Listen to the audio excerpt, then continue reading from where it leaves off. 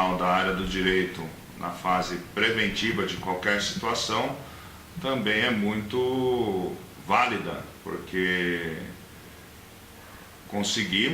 todos os profissionais, né, conseguem muitas vezes evitar grandes problemas futuros ao seu consulente, né, ao seu cliente, né, que lhe faz a consulta preventiva também.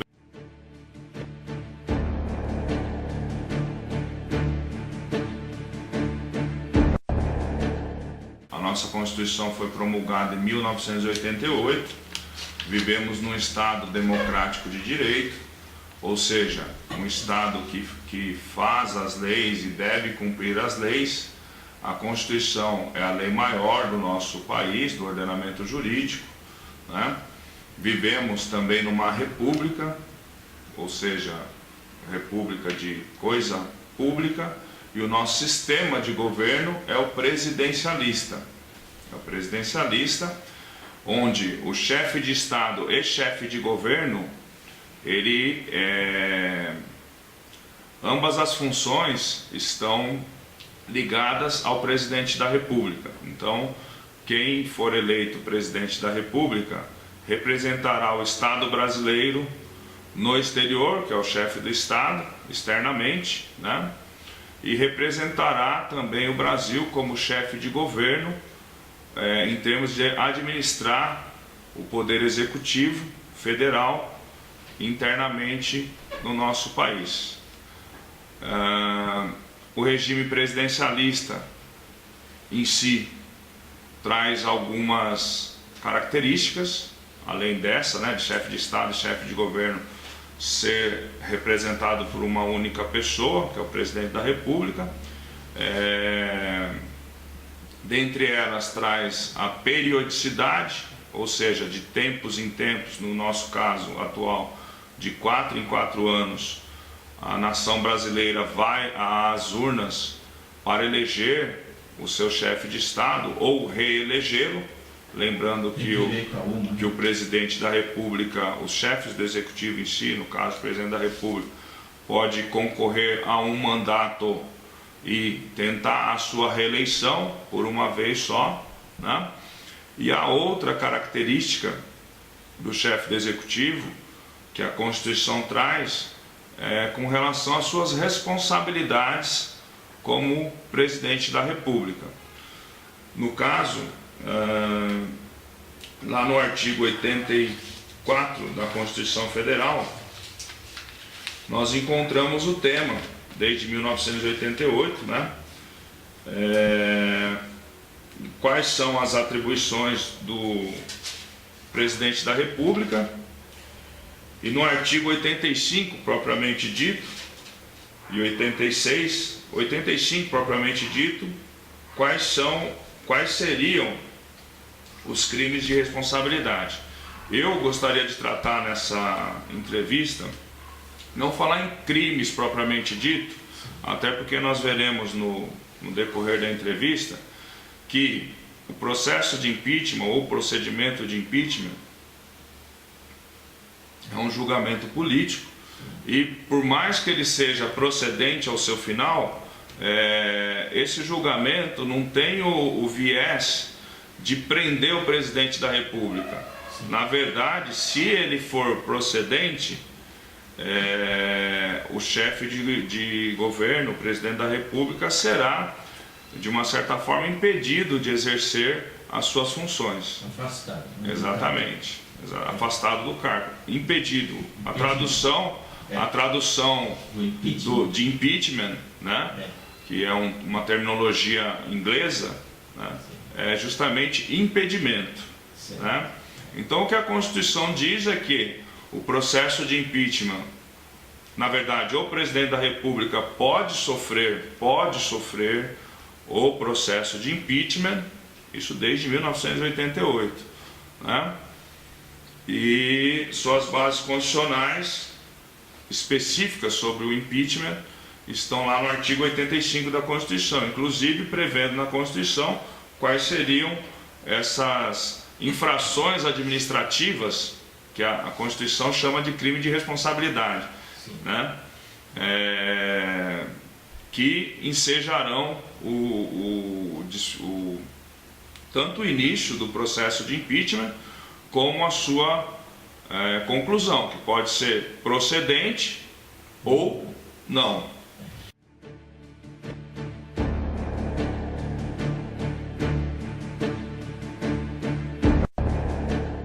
O poder do marketing político, das propagandas políticas, eleitorais, ele influencia muito a decisão do povo brasileiro. Mas por que influencia? Porque o cidadão, de uma certa forma, se deixa influenciar. No caso, não tratando ainda de política, Beatriz, mas no caso do consumidor, que é muito vulnerável, digamos, também a essas propagandas, etc., ele só é influenciável quando ele se deixa influenciar ou quando ele não consegue tirar de uma propaganda o cunho real ou próximo da realidade que está incutido atrás dessa propaganda. Por isso que é muito importante, como o Luiz disse anteriormente, que nós sejamos, de uma certa forma, a nação brasileira, um pouco mais politizados, para podermos ter a consciência e as informações necessárias, informações nossas, né, do que de como funciona o governo, a administração pública, para não sermos tão facilmente influenciados e tomarmos as melhores decisões, principalmente na escolha dos nossos governantes. Com relação ao impeachment, ele é uma forma de proteção do Estado democrático de direito dentro do sistema presidencialista, ou seja, para que, em havendo algum cometimento dessas infrações administrativas, denominadas como a Constituição diz como crime de responsabilidade, o próprio sistema presidencialista, por meio do seu método de freios e contrapesos, né, que nós já discutimos em oportunidades anteriores, um outro poder ou os outros poderes consigam frear, né, colocar os freios na espécies de arbitrariedades, né, que o então presidente da República em exercício esteja cometendo. Mas o ideal para toda a nação brasileira, Beatriz, não é que o impeachment seja, como você disse, a defesa do consumidor, né? Assim, fazendo um paralelo bem simplista, né? Mas que ele seja usado em situações extremas realmente, né? Que quando a condução do Brasil, através do seu poder executivo, esteja de uma certa forma sendo ameaçada, ou o poder executivo não esteja conduzindo a nação conforme determina a Constituição, e quando ele cometer os então chamados crimes de responsabilidade. Mas penso eu, como falávamos anteriormente da prevenção, né, que a nação brasileira, independente do contexto atual, a nação, as instituições brasileiras, os poderes constituídos, né, devem se reformular no sentido de prevenir que não se tenha futuros, prevenir, não impedir, né, que não se tenham futuros impeachments, porque a entrada, saída de um governo sempre causa também as suas repercussões, seja na esfera social, política, econômica e etc. Agora,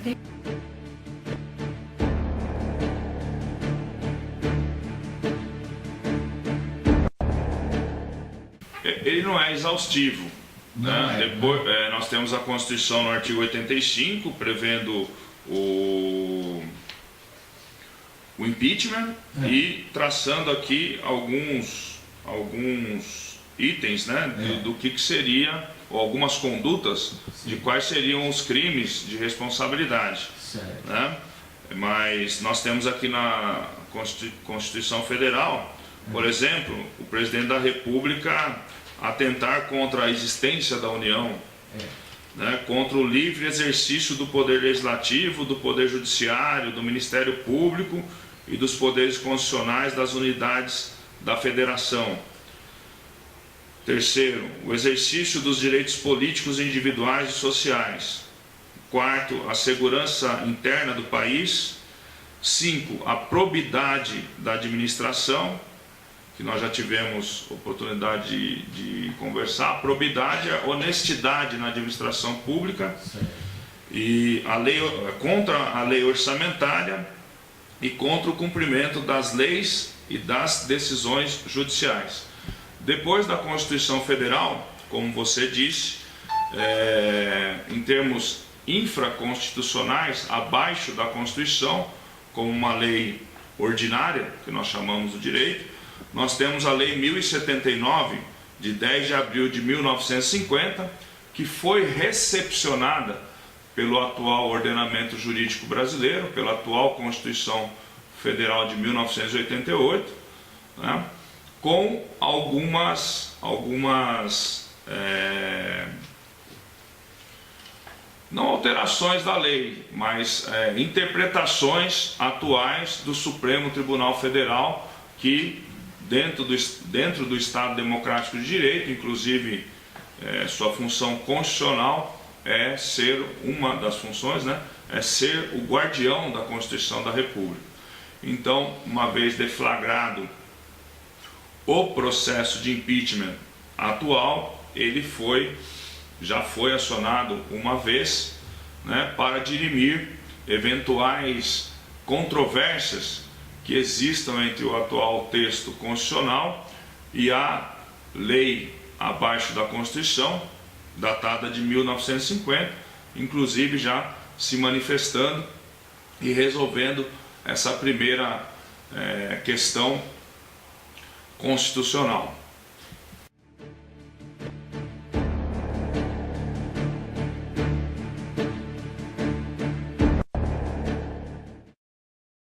Na verdade, os ministros são nomeados pelo presidente da República, pelo chefe do Executivo Federal, e aí vem, né, nessa escala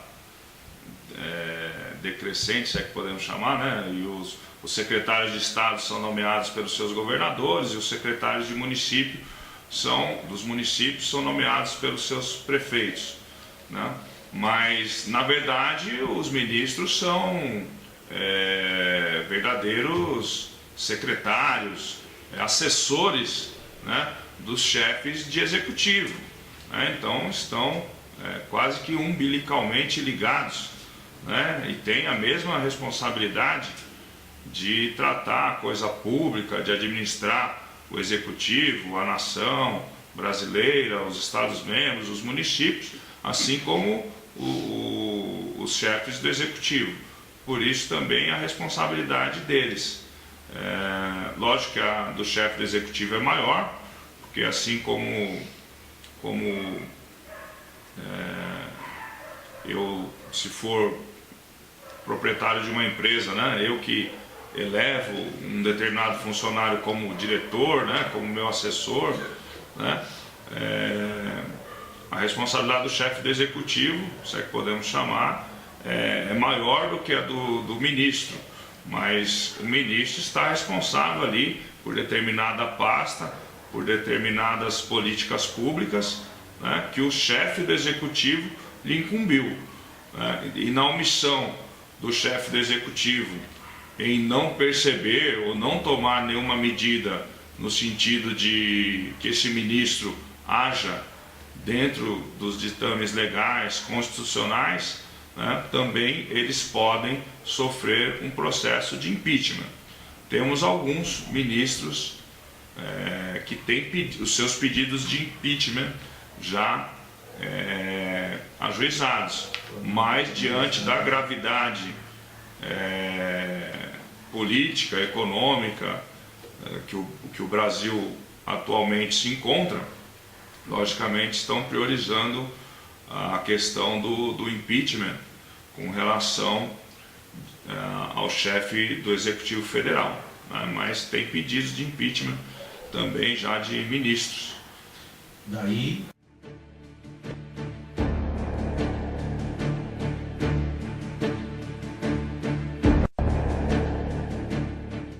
você tocou num ponto que eu acho muito interessante nós ressaltarmos. Por mais que o chefe do executivo, seja federal, estadual, municipal, seja eleito por um partido político, hoje no Brasil nós só podemos concorrer às eleições, sejam elas quais forem, para quais cargos forem, por meio de um partido político, você tem que estar filiado, etc. Mas ganhando essa eleição, o cidadão que lá está é para implementar as ideologias de um partido, não é para transformar a coisa pública em um partido político, né? O Estado brasileiro, os Estados membros, os municípios, são divisões políticas, administrativas da Federação Brasileira, mas uma vez o partido X, Y ou Z administrando, seja um município, um estado ou a União Federal, né, o sistema é esse, não é que o estado virou o partido X, ou o Brasil virou o partido X ou Y, ou o estado membro virou o partido X ou Y, ou o município virou o partido X ou Y. Ele está sendo administrado por um cidadão, né, por autoridades que foram eleitas por um partido, mas ele se encontra como chefe de Estado, chefe de governo, seja no âmbito federal, nos Estados membros como governadores, seja no âmbito municipal como prefeitos, para administrarem o Estado brasileiro e não para transformarem o Estado brasileiro em um braço ou de uma entidade, ou de um partido, ou de uma associação, enfim, tem que se fazer, o cidadão, os nossos ouvintes, tem que ter essa informação, que tem que fazer essa distinção, né? E eles se encontram lá, como a Beatriz disse, por que se tem as campanhas eleitorais? Para que cada candidato traga aos seus eleitores quais são as suas propostas de governo, né? Para debaterem e dizerem aos seus eleitores como eles enfrentarão os problemas que envolvem a nação brasileira dentro do cargo que ele está disputando.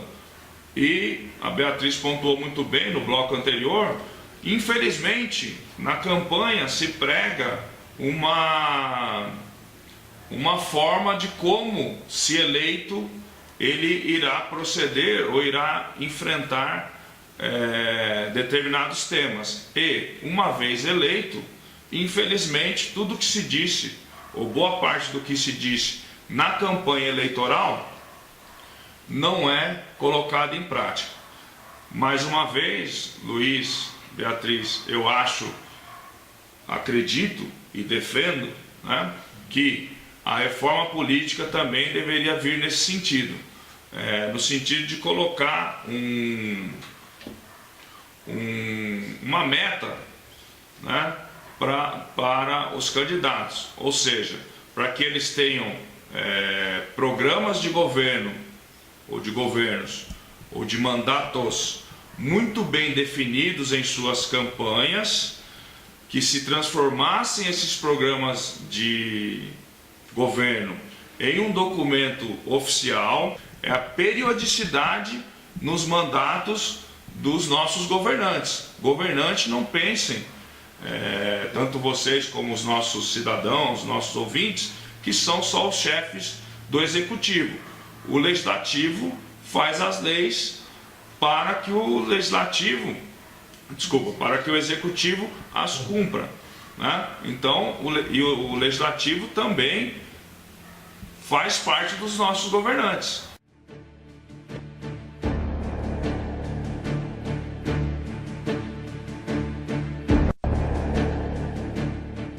Poder Judiciário, para se ingressar na magistratura como juiz de primeira instância, todos os candidatos passam por árduos concursos públicos de 5 fases.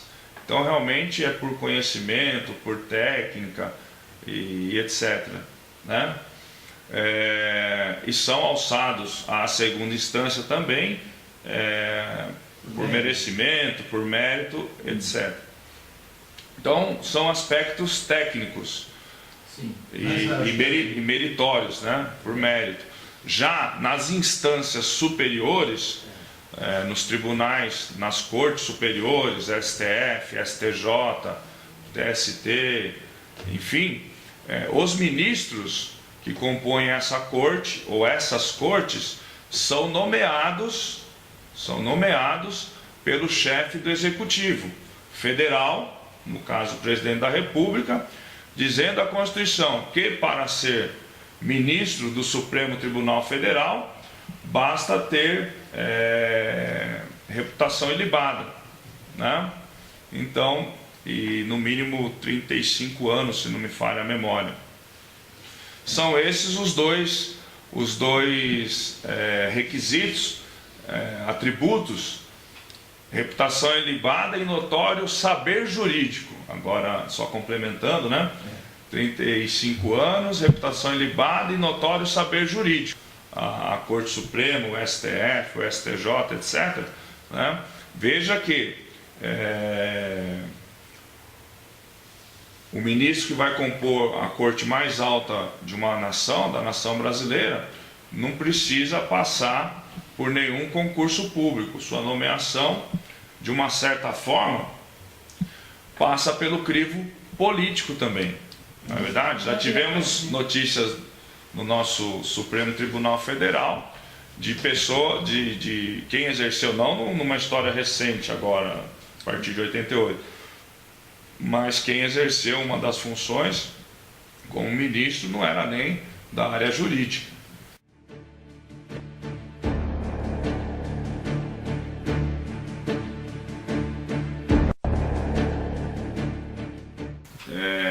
Para que se comece um processo de impeachment, pode ser feita por qualquer do povo.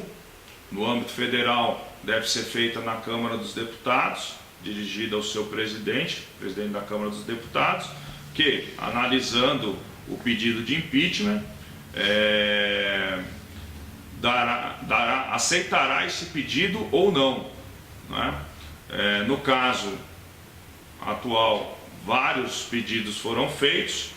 O atual presidente da Câmara dos Deputados arquivou vários, porque entendia não se encontrar presente os requisitos de admissibilidade, e acabou aceitando, no ano passado, o pedido efetuado por juristas, né? O pedido assinado pelo Dr. Hélio Bicudo, o Miguel Reale Júnior e a doutora Janaína, se não me falha a memória, 3 advogados que assinam a petição. Foi aceito, né? Sendo aceito pelo presidente da Câmara dos Deputados, forma-se então a comissão especial, que foi um dos temas que foi levado ao STF ano passado, porque ao formar essa comissão especial, o presidente da Câmara dos Deputados deu uma interpretação ao regimento que poderia ter a candidatura avulsa para essas comissões. O processo de impeachment continue. 2/3 da Câmara dos Deputados, que é composta por 513 deputados federais, devem se manifestar favoráveis ao processo de impeachment, à continuação do processo de impeachment, independentemente do que constar nesse parecer. Se não houver os 2/3, o processo é arquivado.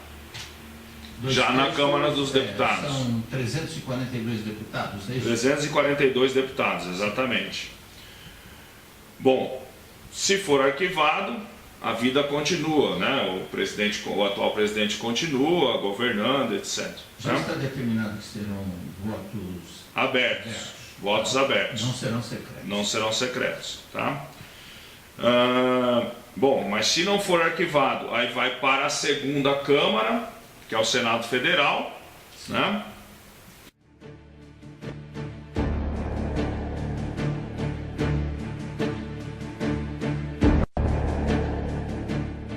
Na verdade, foi essa grande inovação ou interpretação que o Supremo Tribunal Federal trouxe agora para o atual procedimento de impeachment. Eu sei que o tempo já está se escoando, mas na época do Fernando Collor de Mello, e a grande questão que foi levada ao Supremo decidir, é que no artigo 51 da Constituição Federal, diz que compete privativamente à Câmara dos Deputados autorizar por 2/3 de seus membros a instauração do processo de impeachment. Né? E que foi o que aconteceu na ocasião do então presidente Fernando Collor de Mello. Mas era um momento histórico que toda a nação brasileira estava, e todos os setores da sociedade estavam convictos que realmente o caso em 94 era de impeachment. Trazendo à tona essa discussão também para o Supremo Federal, a Câmara dos Deputados levando essa discussão para o Supremo Federal, ele deu essa interpretação atual, que mesmo tendo os 2/3 da Câmara dos Deputados favoráveis ao procedimento de impeachment, ao chegar no Senado Federal, o Senado Federal tem que referendar a decisão da Câmara dos Deputados, da primeira casa, por maioria simples, para que o processo continue. Maioria simples dos seus membros, ou seja, são 81 senadores, maioria simples, 41 tem que votar a favor.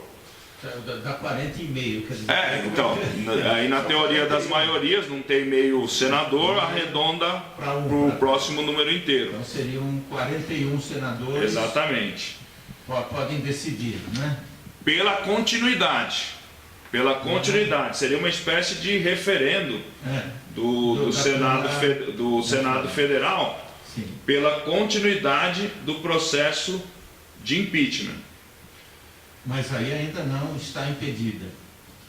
Então, aí eles referendando a decisão da Câmara dos Deputados, aí a suspensão das atividades do chefe do Executivo, do presidente, por 180 dias, sim. E aí sim será julgado pelo Senado Federal, sob a presidência do presidente do STF, né, para ter o aspecto técnico da questão, e o Senado Federal se manifestando nesse julgamento por 2/3 também dos seus membros, 2/3, onde nós teríamos 54 senadores sendo favoráveis ao processo de impeachment. Sim. Então o processo seria procedente e a decisão final seria lavrada pelo afastamento, mas lavrada pelo então presidente do STF, que preside essa sessão de julgamento de impeachment no Senado. Com relação à tramitação do processo, Luiz, ele foi de uma certa forma adaptado por uma decisão do STF. Certo. Nada impede que em um futuro mandato de outro presidente, ou quando a nação brasileira se ver novamente enfrentando um outro processo de impeachment, em outra fase histórica, etc., a Suprema Corte não venha a mudar o seu entendimento com relação ao tema. Só concluindo, Luiz, as pessoas muito me perguntam: se o processo de impeachment for procedente, né? Se for improcedente, nós já falamos, o presidente continua, né, desempenhando o seu mandato. Lembrando que tem 4 ações judiciais no TSE, Tribunal Superior Eleitoral, mas daí já é âmbito judicial, pedindo a cassação da chapa, ou seja, do presidente e vice-presidente. Esse processo, sim, eu acredito que não se conclua nem esse ano, tá? Mas estamos falando em termos de impeachment, né? Correto. Só lembrando essa outra situação, mas o tempo hoje não nos permitirá, talvez, a ingressar nessa outra seara. Com relação ao impeachment, se não for procedente, o presidente continua exercendo o seu mandato, lembrando que o julgamento é político aqui no impeachment, né? Se for procedente, o vice assume, o vice-presidente assume. Durante os 180 dias. Durante os 180 dias, e o impeachment que está sendo tramitado no Congresso, que está em trâmite no Congresso Nacional, é do chefe do Executivo, do presidente só. Não são dos dois. Podia ser dos dois? Podia. Né? Mas o que está sendo julgado é com relação ao chefe do Executivo e não ao seu vice, nesse momento.